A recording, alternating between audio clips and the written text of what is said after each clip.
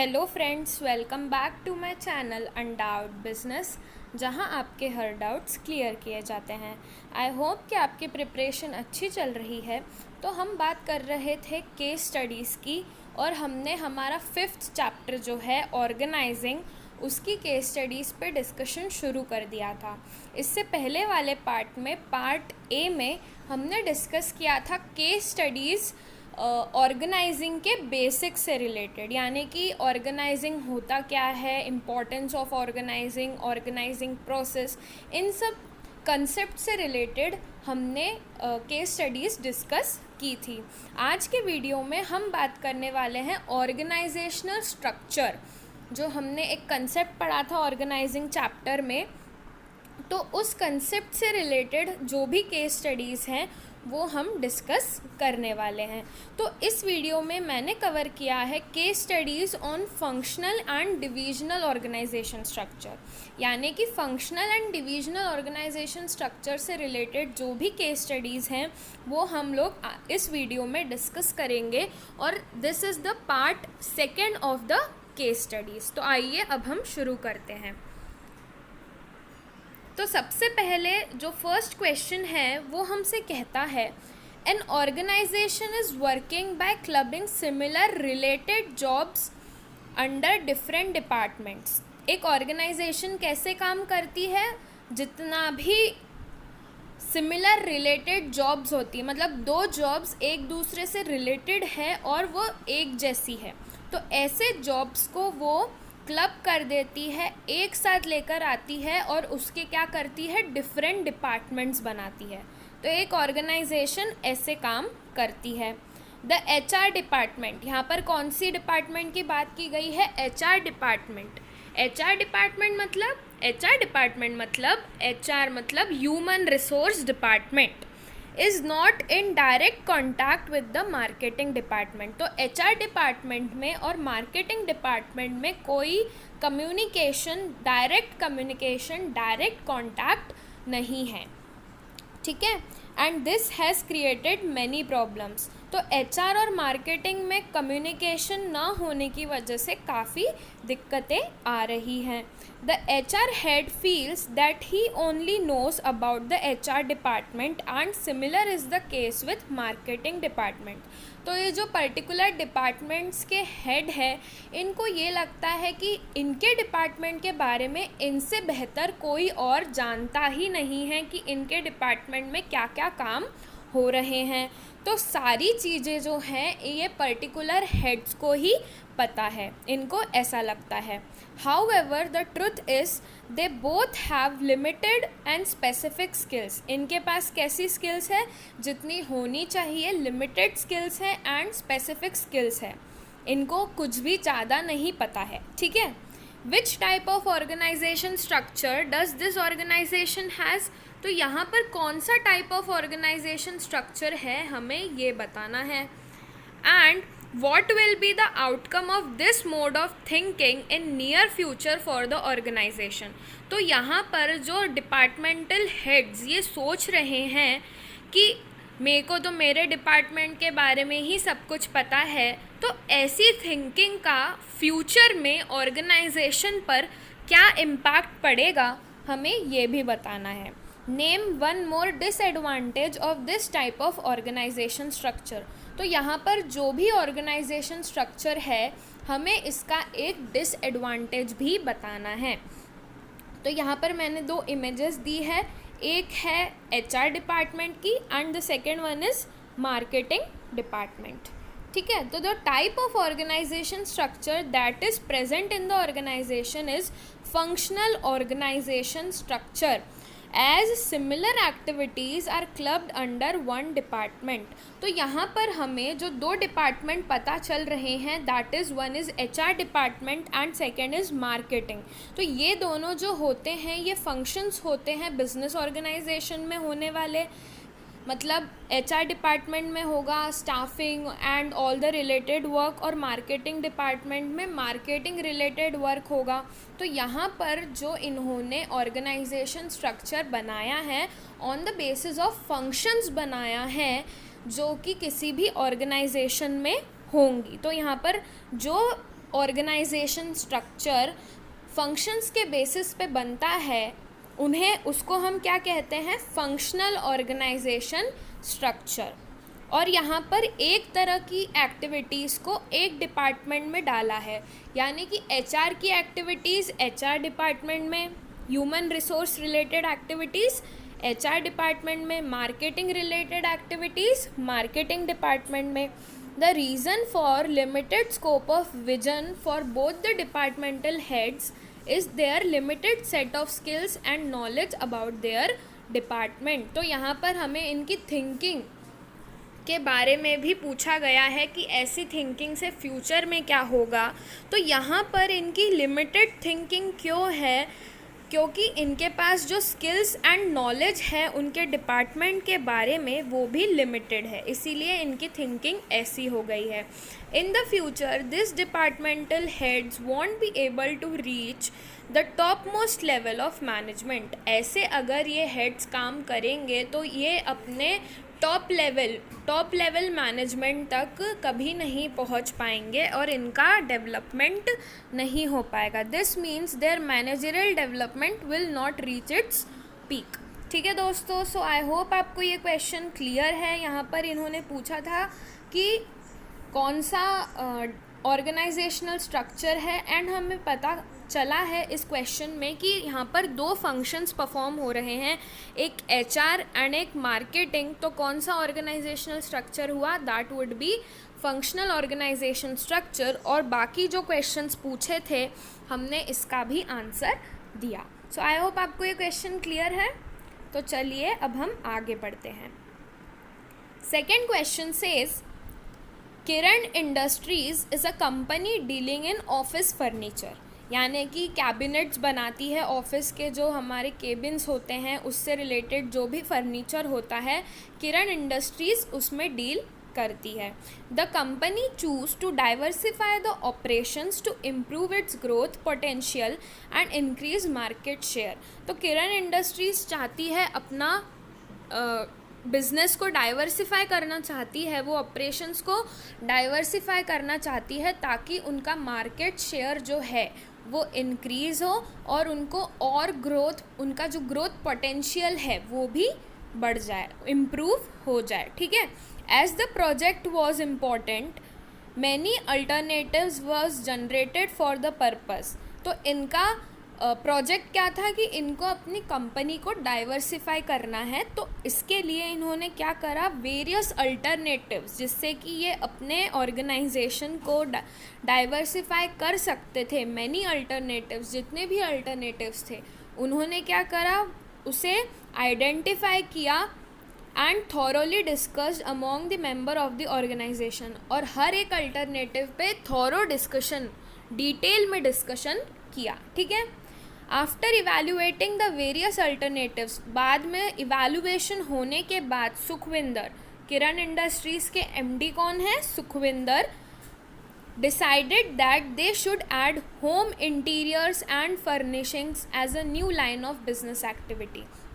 तो सारे अल्टरनेटिव्स को इवैल्यूएट करने के बाद इन्होंने क्या सोचा कि होम इंटीरियर्स एंड फर्निशिंग्स को भी इनको ऐड करना चाहिए ताकि उनका बिजनेस क्या हो, डाइवर्सिफाई हो।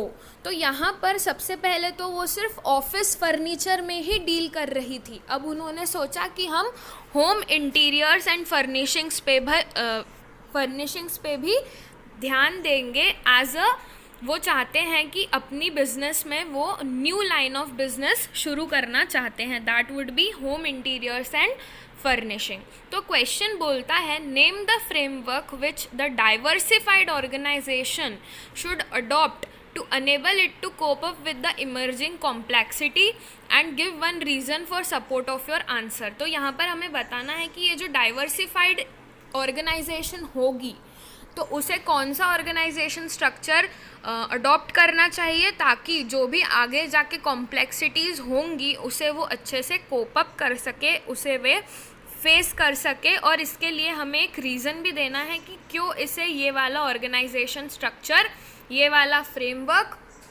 अडॉप्ट करना चाहिए and state 2 limitations of this framework, और इसकी हमें क्या बताना है, लिमिटेशंस भी बताना है। यहाँ पर मैंने एक इमेज दी है फॉर ऑफिस फर्नीचर, ठीक है।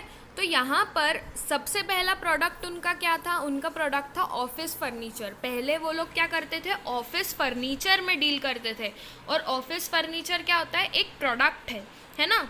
और फिर उसके बाद उन्होंने सोचा कि होम इंटीरियर्स एंड फर्निशिंग में वो जाएंगे, वो भी उनके लिए एक प्रोडक्ट होगा जिसमें किरण इंडस्ट्रीज़ डील करने वाली है। तो यहाँ पर कौन सा ऑर्गेनाइजेशन स्ट्रक्चर होना चाहिए, क्या आपको यहाँ पर क्वेश्चन में, आंसर मत देखना, ठीक है, क्या आपको यहाँ पर क्वेश्चन में कोई भी फंक्शन दिख रहा है, कोई भी फंक्शन दिख रहा है क्या, जो लिखा हुआ है कहीं कि मार्केटिंग है यहाँ पर, कि फाइनेंस है यहाँ पर, ऐसा कोई फंक्शन दिख रहा है क्या?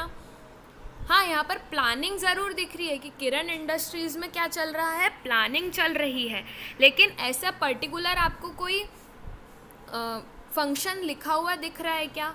नहीं। और यहाँ पर किस चीज़ की बात की जा रही है, प्रोडक्ट्स की बात की जा रही है जो किरण इंडस्ट्रीज़ डील करेगी जिसमें, है ना। तो यहाँ पर पहला प्रोडक्ट कौन सा है, ऑफिस फर्नीचर, एंड दूसरा प्रोडक्ट कौन सा है, होम इंटीरियर्स। तो यहाँ पर कौन सा ऑर्गेनाइजेशन स्ट्रक्चर, कौन सा फ्रेमवर्क इनके लिए सुटेबल होगा दोस्तों, इनके लिए यहाँ पे होगा डिविजनल ऑर्गेनाइजेशन स्ट्रक्चर, है ना। तो आप किस तरह से लिखेंगे, सबसे पहले इन्होंने आइडेंटिफाई करने को बोला कि कौन सा ऑर्गेनाइजेशन स्ट्रक्चर होना चाहिए, तो हमने लिखा divisional organization should be adopted by the organization, है ना।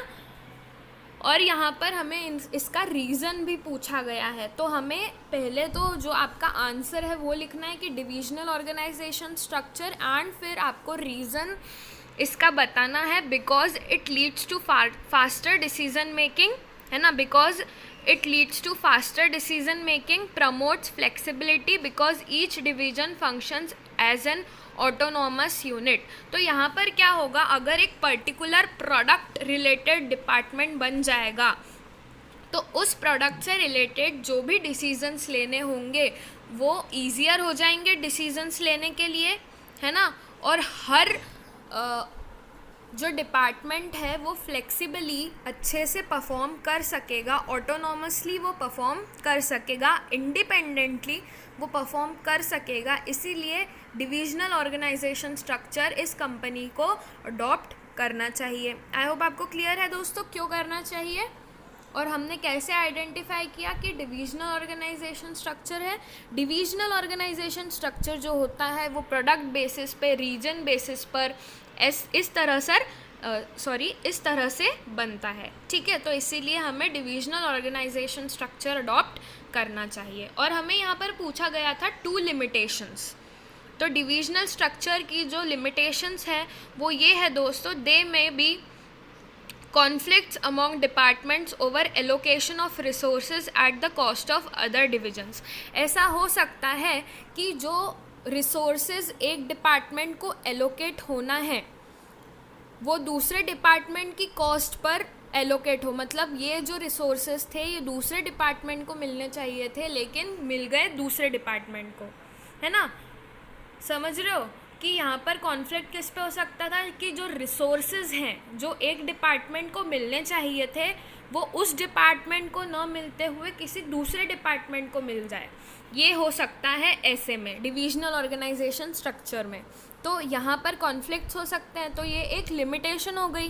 एंड दूसरा क्या है दोस्तों, वेरी कॉस्टली प्रोसेस, क्योंकि अब प्रोडक्ट लॉन्च करना पड़ेगा, फिर सारे फंक्शंस होंगे उसमें, हमने पढ़ा था ना दोस्तों, तो यहाँ पर बहुत सारी कॉस्ट भी लग जाएगी, तो इसीलिए it is a very costly process. So I hope आपको ये क्वेश्चन क्लियर है दोस्तों, ऑफिस फर्नीचर से रिलेटेड था। अगर आप चाहो तो मेरे वीडियो को पॉज कर लो और इसे एक और बार देख लो, ठीक है। कोई भी डाउट हो तो मुझे कमेंट बॉक्स में बताना। सो ये हमारा था सेकंड क्वेश्चन। अब हम बात करने वाले हैं थर्ड क्वेश्चन की।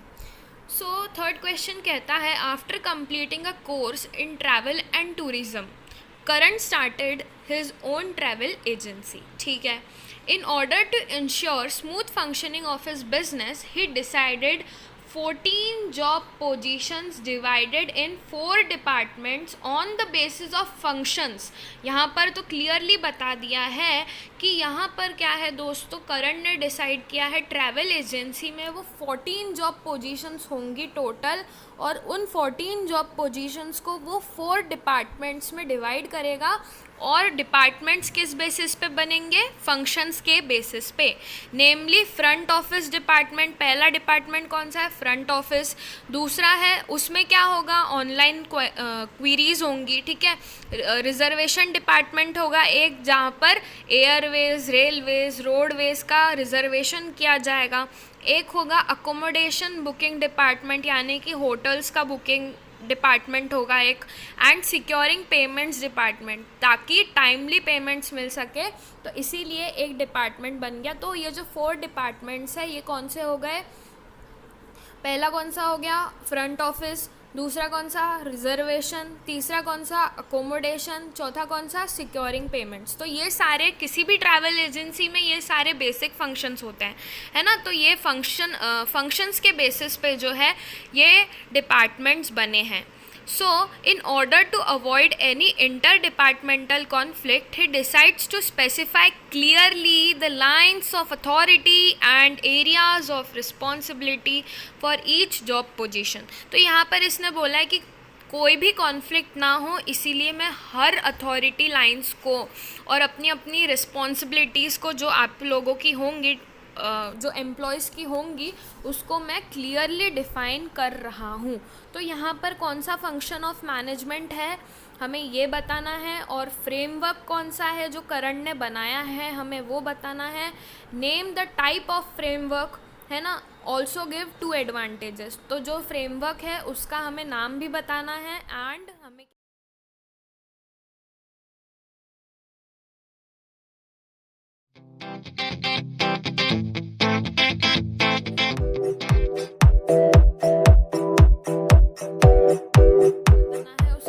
एडवांटेजेस भी बताने हैं। तो इसका आंसर हम किस तरह से लिखेंगे, आइए देखते हैं। तो the function of management highlighted above is organizing. पहले क्या हुआ, इन्होंने क्या करा, grouping the various activities, departmentalization किया फिर इन्होंने, है ना। Front office department, reservation department. तो पहले क्या करा इन्होंने, पहले तो इन्होंने आइडेंटिफाई कर ली कौन सी एक्टिविटीज़ करनी है। फिर उसके बाद उन्होंने सिमिलर एक्टिविटीज़ को एक साथ लिया, डिपार्टमेंट बना दिए। फिर उन्होंने अपनी अपनी एक्टिविटीज़ को असाइन किया, और जो भी हमने ऑर्गेनाइजिंग प्रोसेस की थी वो इन्होंने की। तो यहाँ पर कौन सा फंक्शन हो गया, ऑर्गेनाइजिंग का। Karan has created an organisational structure. यहाँ पर हमने बात की थी ना कि फंक्शंस के बेसिस पे एक ऑर्गेनाइजेशन बन रही है, तो यहाँ पर करण ने क्या किया है, एक ऑर्गेनाइजेशनल स्ट्रक्चर क्रिएट किया है। तो ये ऑर्गेनाइजेशनल स्ट्रक्चर आखिर होता क्या है, ये एक ऐसा फ्रेमवर्क होता है जिसके अंदर सारी managerial and operational activities perform की जाती है। ये हम बात कर चुके हैं, राइट। तो इसके बाद कौन सा टाइप ऑफ ऑर्गेनाइजेशनल स्ट्रक्चर है यहाँ पर, फंक्शनल ऑर्गेनाइजेशन स्ट्रक्चर, क्योंकि मैंने आपको बताया था ना यहाँ पर फंक्शंस के बेसिस पे ये स्ट्रक्चर क्रिएट किया गया है, राइट। तो यहाँ पर एडवांटेजेस क्या है फंक्शनल ऑर्गेनाइजेशन स्ट्रक्चर के, specialization, easy coordination and effective training. I hope आप इसको एलोब्रेट करके लिख सकते हैं इन पॉइंट्स को। तो अगर फंक्शनल ऑर्गेनाइजेशन स्ट्रक्चर होता है तो क्या होता है दोस्तों, स्पेशलाइजेशन होता है, इजी कोऑर्डिनेशन हो जाता है, और इफ़ेक्टिव ट्रेनिंग भी होती है। ठीक है दोस्तों, आई होप आपको क्लियर है। तो आइए अब हम आगे बढ़ते हैं। Neha runs a factory wherein she manufactures shoes. The business has been doing well and she intends to expand by diversifying into leather bags as well as western formal wear। तो यहाँ पर ये पहले शूज़ बनाती थी, इनका जो business था वो काय का था, शूज़ मैन्युफैक्चरिंग का। फिर उन्होंने सोचा कि लेदर बैग्स में हम डाइवर्सिफाई करेंगे as well as western formal wear, यानी कि जो हमारा एग्जीक्यूटिव्स का वेयर होता है, फॉर्मल वेयर, उसमें वो जाएंगी, ठीक है। thereby making her company a complete provider of corporate wear।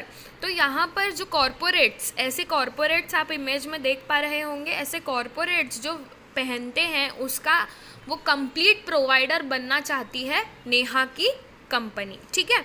This will enable her to market her business unit as the one stop for working women. Specially ये लोग क्या करना चाहते हैं, जो वर्किंग वुमेन्स होती हैं उनके लिए ये लोग ऐसे कॉरपोरेट वेयर प्रोवाइड कराना चाहती है। Which type of structure would you recommend for her expanded organization and why.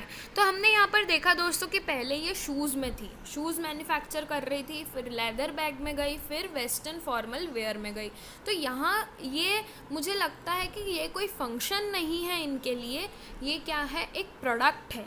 तो यहाँ पे कौन सा जो इनकी एक्सपांडेड ऑर्गेनाइजेशन होगी उसके लिए कौन सा ऑर्गेनाइजेशन स्ट्रक्चर अच्छा होगा। आई वुड रिकमेंड हर, आप कौन सा रिकमेंड करोगे। मैं तो इसे रिकमेंड करूँगी फंक्शनल ऑर्गेनाइजेशन स्ट्रक्चर। मैम पर यहाँ पर आप लोग सोच रहे होंगे कि यहाँ पर कोई फंक्शन तो नहीं है, तो दोस्तों आप मुझे बताइए कि इसे हम कौन सा ऑर्गेनाइजेशन स्ट्रक्चर रिकमेंड करेंगे। राइट, आप सही सोच रहे हैं। यहाँ पर हमें इसे रिकमेंड करना चाहिए डिविजनल ऑर्गेनाइजेशन स्ट्रक्चर। अच्छा बताइए क्यों करना चाहिए हमें। क्योंकि मैम पहली बात तो ये कि ये प्रोडक्ट रिलेटेड है। देखो मैम पहले तो ये क्या कर रही थी, शूज़ में गई, ठीक है, फिर उसके बाद काय में गई, लेदर बैग्स में गई, है ना, फिर उसके बाद वेस्टर्न फॉर्मल वेयर, तो ये इसके प्रोडक्ट्स हैं। तो हमें क्या करना चाहिए मैम, इसे डिविजनल ऑर्गेनाइजेशन स्ट्रक्चर रिकमेंड करना चाहिए। क्यों, क्योंकि she can diversify into varied product lines. Shoes है ना, फिर उसके बाद क्या था, लेदर बैग्स था, एंड फिर क्या था, वेस्टर्न फॉर्मल वेयर था। इस वजह से वेरियस प्रोडक्ट लाइंस में वो डाइवर्सिफाई कर सकती है। इसीलिए हमें क्या करना चाहिए, डिविजनल ऑर्गेनाइजेशन स्ट्रक्चर इसे रिकमेंड करना चाहिए। और क्यों करना चाहिए, it would enable her to know the profit margin of each product line and she can plan to select a specific product line for future diversification. तो इससे क्या होगा, इसे हर प्रोडक्ट लाइन का प्रॉफिट मार्जिन पता चलेगा और उस बेसिस पे वो प्लान कर सकती है कि आगे किस प्रोडक्ट में और डाइवर्सिफाई कर सकती है और किस प्रोडक्ट में इम्प्रूवमेंट की ज़रूरत है। तो इसीलिए हम इसे क्या रिकमेंड करते हैं कि आपको डिविजनल ऑर्गेनाइजेशन स्ट्रक्चर के लिए जाना चाहिए। तो इसके लिए हमने इसके रीजंस भी यहाँ पर नोट किए हैं। आई होप आपको क्लियर है दोस्तों। ये तो क्वेश्चन मैंने आपसे ही पूछा था, क्योंकि यहाँ पर क्या था, आपको पता है यहाँ पर कि यहाँ पर ये प्रोडक्ट्स हैं। तो प्रोडक्ट्स कौन सा होता है, प्रोडक्ट बेस्ड ऑर्गेनाइजेशन स्ट्रक्चर कौन सा होता है, divisional organisation structure. So I hope कि आपने ये क्वेश्चन का सही आंसर दिया होगा, और जिन ने सही आंसर दिया वो मुझे नीचे कमेंट बॉक्स में बताइए कि यस मैम हमने इसका सही आंसर दिया है। ठीक है दोस्तों, तो आई होप आपको ये क्वेश्चन क्लियर है। हमने 4 क्वेश्चंस डिस्कस किए on the basis of functional and divisional organisation structure. This is the part B of the case studies. ठीक है, तो आइए अब हम बात करते हैं नेक्स्ट क्वेश्चन की। A company has its registered office in Delhi. तो यानी कि रजिस्टर्ड ऑफिस कह सकते हैं हम कि इसका हेडक्वार्टर कहाँ है कंपनी का, दिल्ली में। मैन्युफैक्चरिंग यूनिट एट गुड़गांव, ठीक है। Marketing and sales department at Faridabad. तो रजिस्टर्ड ऑफिस दिल्ली में, मैन्युफैक्चरिंग यूनिट गुड़गांव में, और marketing and sales department Faridabad में। The company manufacturers consumer products, ठीक है। Which type of structure should it adopt. तो यहाँ पर मैम हमें वापस यही लगता है, नहीं, रुको, मैं दूंगी आंसर। नहीं मैम हम देंगे, चलो ठीक है फिर दे ही दो। हाँ, तो मैम हमें यहाँ पर ये लगता है कि यहाँ पर एक तो हो रही है मैन्युफैक्चरिंग, यानी ये एक फंक्शन है। दूसरा यहाँ पर क्या हो रहा है, मार्केटिंग, ये भी एक फंक्शन है, एंड सेल्स, ये भी एक फंक्शन है। तो इस फंक्शंस के बेसिस पे जो ऑर्गेनाइजेशन स्ट्रक्चर बनता है वो कौन सा बनता है मैम, यहाँ पर कौन सा बनता है दोस्तों, यहाँ पर बनता है फंक्शनल ऑर्गेनाइजेशन स्ट्रक्चर। तो इस कंपनी को फंक्शनल ऑर्गेनाइजेशन स्ट्रक्चर अडॉप्ट करना चाहिए। सो आई होप आपको ये क्वेश्चन भी क्लियर है, आप ही ने दिया है इसका आंसर। गुड गुड, मतलब आप मेरे वीडियोस देख रहे हैं एंड आपके सारे डाउट्स क्लियर हो रहे हैं। I am very happy. ठीक है, तो अब बात करते हैं 6th क्वेश्चन की। चलो कोई नहीं, वीडियो बड़ा हो रहा है लेकिन आपको ब्रेक मिलेगा। ठीक है, आराम से पढ़ो, कोई जल्दी नहीं है। ब्रेक लो, आराम से खाओ पियो, एक्सरसाइज करो और पढ़ाई भी करो। ठीक है, so the 6th question is the activities and employees, जो भी एक्टिविटीज़ हैं और उनके जो एम्प्लॉयज़ हैं इन एलिगेंस प्राइवेट लिमिटेड, अ फुटवेयर मैन्युफैक्चरिंग कंपनी। फुटवेयर ये भी एक प्रोडक्ट है दोस्तों। ठीक है, can be broadly grouped into 5 departments, namely production, purchase, marketing, accounts and personnel. तो यहाँ पर एक फुटवेयर मैन्युफैक्चरिंग कंपनी की जो एक्टिविटीज़ हैं, जो उनके एम्प्लॉयज़ हैं, वो 5 डिपार्टमेंट्स में ग्रुप्ड है। कौन से? Production, purchase, marketing, accounts and personnel. Personnel यानी कि HR डिपार्टमेंट। ठीक है, over the years the company has grown and expanded its operation many fold, यानी कि बहुत ज़्यादा ये कंपनी एक्सपांड कर चुकी है, मैनी फोल्ड्स, बहुत ज़्यादा ये जो कंपनी है ये एक्सपांड कर चुकी है। The company now intends to diversify into leather bag segment. पहले वो क्या कर रही थी, फुटवेयर मैन्युफैक्चर कर रही थी, अब कौन सा करना चाहती है, leather bag. So management has decided to restructure its operation. They plan to create a separate product division. दोस्तों ध्यान दीजिएगा, कुछ ऐसे वर्ड्स होते हैं केस स्टडीज़ में जो आपको बताते हैं कि कौन सा कंसेप्ट है, कौन सा बात हो रही है केस स्टडी में। तो यहाँ पर प्रोडक्ट डिवीज़न है ना, तो वो जो कंपनी है वो अपने ऑपरेशंस को वापस स्ट्रक्चर दे रही है और क्या कर रही है, वो एक सेपरेट प्रोडक्ट डिवीज़न बना रही है फॉर ईच प्रोडक्ट लाइन। हर प्रोडक्ट लाइन के लिए एक सेपरेट डिवीज़न बना रही है, where in the functioning of each division will be further divided into 5 department stated about. तो यहाँ पर मैं एक आपको चीज़ बताना चाहती हूँ, प्लीज़ अलाउ मी कि मैं इसका जो पूरा ऑर्गेनाइजेशन स्ट्रक्चर होगा मैं आपको यहाँ पर बताती हूँ, लेकिन हम पूरा क्वेश्चन पढ़ लेते हैं पूरा। ठीक है, how is company's future organization structure is likely to be different from the existing one, state any 3 points of difference between the 2। तो यहाँ पर सबसे पहले क्या हो रहा था, यहाँ पर पहले था production, purchase, marketing, accounts and personnel. यहाँ पर क्या था, फंक्शंस था, है ना, यहाँ पर क्या था, फंक्शंस था। तो पहले कंपनी फंक्शनल ऑर्गेनाइजेशन स्ट्रक्चर पर चल रही थी, लेकिन फिर उसने सोचा कि फुटवेयर के बाद हम कहाँ जाएंगे, लेदर बैग में जाएंगे, है ना, लेदर बैग में जाएंगे। तो यहाँ पर उसके बाद क्या होगा, ये तो हो गए उसके प्रोडक्ट्स। तो प्रोडक्ट के बेसिस पे कौन सा हो गया, डिविजनल ऑर्गेनाइजेशन स्ट्रक्चर। तो अब ये कंपनी फॉलो करेगी डिविजनल ऑर्गेनाइजेशन स्ट्रक्चर को। मैं इसका आपको एक जो अपना ऑर्गेनाइजेशन स्ट्रक्चर है वो भी बताऊंगी। ठीक है, वेट अ मिनट। देखो दोस्तों, यहाँ पर क्या होगा, कंपनी, हम क्वेश्चन नंबर 6 डिस्कस कर रहे हैं। ठीक है दोस्तों, हम लोग क्या कर रहे हैं, क्वेश्चन नंबर 6 डिस्कस कर रहे हैं और हम देख रहे हैं कि इसका डिविजनल ऑर्गेनाइजेशन स्ट्रक्चर कैसे बनना चाहिए। तो यहाँ पर सबसे पहले तो वो फंक्शनल ऑर्गेनाइजेशन स्ट्रक्चर था, यानी कि हर फंक्शन के लिए एक एक डिपार्टमेंट। अब क्या है, डिविजनल ऑर्गेनाइजेशन स्ट्रक्चर। तो यहाँ पर सबसे पहले था फुटवेयर। ठीक है, यहाँ पर सबसे पहले क्या था, फुटवेयर डिपार्टमेंट था एक, तो पहला था फुटवेयर डिपार्टमेंट और दूसरा क्या था, फिर उन्होंने सोचा कि diversify into leather bag department, leather bag department. तो यहाँ पर कंपनी का जो ऑर्गेनाइजेशन स्ट्रक्चर होगा वो कुछ इस तरह से होगा कि सबसे पहले तो एक होगा फुटवेयर डिपार्टमेंट और दूसरा क्या होगा, लेदर बैग डिपार्टमेंट। और हर डिपार्टमेंट के अंदर जो ये फंक्शंस है, यानी कि प्रोडक्शन, ठीक है, प्रोडक्शन, मार्केटिंग, ठीक है, marketing, accounts, personnel, I am so sorry.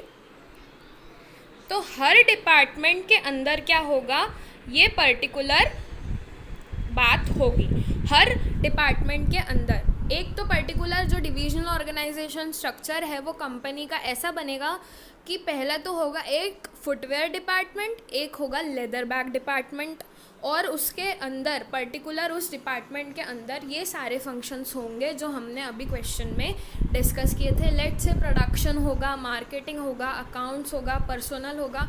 तो आई गेस थिंक कि आपको ये ऐसा एक पूरा स्ट्रक्चर इस क्वेश्चन के लिए बना लेना चाहिए अपनी कॉपीज़ में, ताकि आपको ईजियर हो। मैंने ऐसा एक रफ़ आइडिया दिया है आपको कि किस तरह से ये डिविजनल ऑर्गेनाइजेशन स्ट्रक्चर होगा।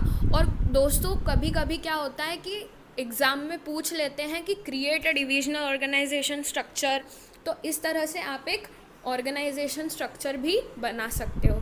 तो ये मैंने एक रफ़ आइडिया दिया है, आप इसको प्लीज़ अच्छी तरह से अपनी कॉपीज़ में लिख लीजिएगा। तो हम ये बात कर रहे थे क्वेश्चन नंबर 6 की। आई होप आपको क्लियर हुआ हो दोस्तों। हाँ, तो हम ये बात कर रहे थे functional and divisional organisation structure की। ठीक है, थर्ड क्वेश्चन हो गया था, नेहा हो गया था, नेहा वाला क्वेश्चन, फिर ये भी हो गया था। हाँ, तो यहाँ पर हमने पहले देखा कि फंक्शनल ऑर्गेनाइजेशन स्ट्रक्चर था एंड फिर क्या हुआ था, डिविजनल ऑर्गेनाइजेशन स्ट्रक्चर। अब हमें इसके बीच में डिस्टिंग्विश करना है, distinguish between functional and divisional organisation structure. तो मैंने यहाँ पर एक टेबल बनाई है। हमारा डिफरेंस का बेसिस क्या होगा, फॉर्मेशन, रिस्पॉन्सिबिलिटी एंड स्पेशलाइजेशन। इन बेसिस पर हम क्या करेंगे, डिफ्रेंशिएट करेंगे। तो पहले क्या होता है, फंक्शनल ऑर्गेनाइजेशन स्ट्रक्चर और डिविजनल ऑर्गेनाइजेशन स्ट्रक्चर। फंक्शनल किस बेसिस पे बनता है, फंक्शंस के बेसिस पे। डिविजनल प्रोडक्ट बेस्ड होता है and supported by various functions, जो मैंने अभी आपको बताया था, है ना। फिर रिस्पॉन्सिबिलिटी क्या होता है फंक्शनल ऑर्गेनाइजेशन स्ट्रक्चर में, एक किसी पर्टिकुलर डिपार्टमेंट को रिस्पॉन्सिबल ठहराना इट इज़ इम्पॉसिबल, क्योंकि फंक्शनल ऑर्गेनाइजेशन स्ट्रक्चर में अगर एक फंक्शन अच्छे से नहीं हुआ तो दूसरा फंक्शन भी नहीं हो सकता। तो किसी एक पर्टिकुलर डिपार्टमेंट पे रिस्पॉन्सिबिलिटी थोपना इज़ नॉट राइट, तो डिफ़िकल्ट टू फिक्स रिस्पॉन्सिबिलिटी। और डिविजनल ऑर्गेनाइजेशन स्ट्रक्चर में इजी हो जाता है क्योंकि हर डिवीज़न, हर प्रोडक्ट लाइन अपने इंडिपेंडेंटली काम करती है, तो रिस्पॉन्सिबिलिटी फिक्स करना भी इजी हो जाता है। दोस्तों आप घबराइएगा मत, ठीक है, वीडियो बड़ा हो रहा है नो, तो आपको क्या होगा, ब्रेक भी मिलेगा, पूरा रिलैक्स होके पढ़िए, कोई दिक्कत नहीं है, ठीक है। और स्पेशलाइजेशन कैसे होता है इसमें, जो फंक्शनल ऑर्गेनाइजेशन स्ट्रक्चर होता है उसमें फंक्शनल स्पेशलाइजेशन होता है, डिविजनल में प्रोडक्ट स्पेशलाइजेशन होता है। सो आई होप आपको ये सारी केस स्टडीज़ जो हमने 6 केस स्टडीज़ डिस्कस की वो आपको एकदम क्लियर है। So thanks for watching my video, keep watching under business.